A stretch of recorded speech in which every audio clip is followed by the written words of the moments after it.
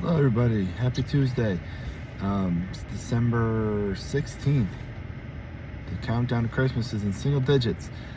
I'm here at Lake County Juvenile Court. I have a hearing this morning as a guardian ad litem. So unfortunately, it's an awkward amount of time between when I had to drop the kids off at school and get out here, and I didn't think I had time to come home, and so now I'm super early, but so I'm doing my weekly video. A question that I get asked a lot of the time is, from couples when they're about to get married, is whether or not they should pool their money, pool their bank accounts. And, it's an interesting question. First thing I always say to them is, unless you're going to do a prenup, it doesn't matter. Because they're usually asking not, what I think is best for their relationship, but in terms of avoiding a nasty divorce down the road. So in Ohio, it really doesn't matter unless you have a super short marriage where you could show that this money was there before the marriage.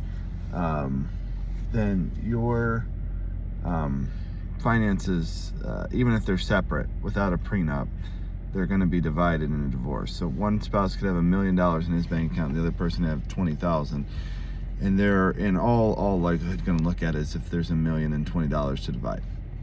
Now, somebody did ask my experience or opinion. I would say in my experience and opinion, most of my divorce cases are people who tell me that they've, maintained different finances throughout the marriage. And so from a psychological perspective, I think it kind of makes sense that you're not really all in and trusting in the relationship if you're not, combining your accounts.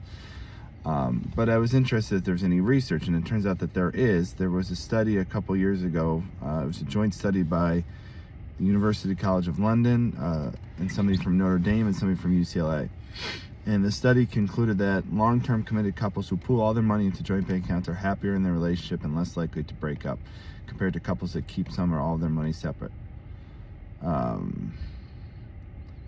Notably, the authors assert causation, not more correlation. Our findings are not simply the result of more satisfied couples being more likely to join their accounts. Rather, these results demonstrate that method of account management can also influence relationship quality.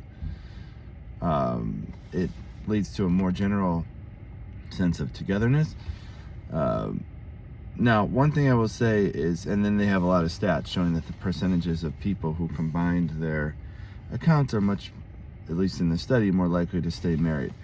They do bring out some good points that I want to be key, and I don't want it to be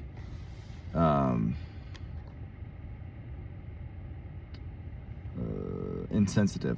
For example, if there's financial or physical abuse going on, which does happen in some relationships, obviously, a separate bank account might be necessary and key for that person to maintain a financial lifeline. So, it's kind of common or whatever for the financially abusive spouse to cut the other one off to get what they want, and so the person feels helpless.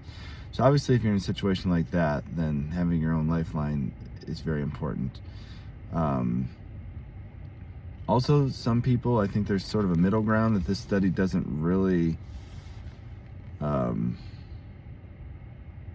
dive into, and that's kind of pooling the vast majority of it, but each person, whether it's a separate account or just, my wife and I, before, we started making more money when we were young, we used to say for a while that each of us would, it was the same account, but each of us got $50 per month to spend, no questions asked, because when there are limited resources, it can lead to fights saying, oh, well, you said we can't afford this, but why'd you buy that? Or so, there are fights both ways, and obviously financial stress is one of the leading causes of divorce to begin with, but I don't necessarily think that, keeping something a little bit separate, or at least saying, hey, you spend this amount, something that you can afford, you buy yourself whatever you want, no judgment, I'm going to do the same. I think that might be able to help people with arguments. But again, it all comes down to communication and feeling like you're on the same team. And so this study confirms kind of what I've seen anecdotally throughout my career, is that, the people that have combined accounts are more likely to stay together than people who don't. So